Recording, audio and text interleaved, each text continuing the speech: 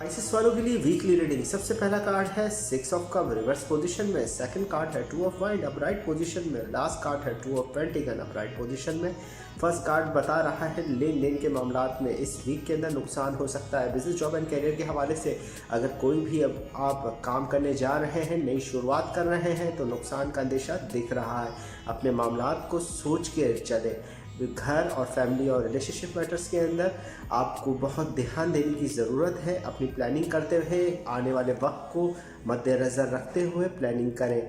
आपका वक्त थोड़ा सा चेंज हो रहा है, डिप्रेशन बढ़ सकती है, मामलात उलझ सकते हैं। खुसूसी पैसों के हवाले से, पैसों के लेन देन के हवाले से मुश्किलों का सामना करना पड़ सकता है। पाइसेस वालों को इस वीक के अंदर नेगेटिव असर ज़्यादा दिख रहा है। पॉजिटिव एनर्जी को महसूस करते हुए चलें, हालात बेहतरी की तरफ चले जाएंगे। मगर ये वीक आपके लिए थोड़ा सा मुश्किल का सबब बनेगा।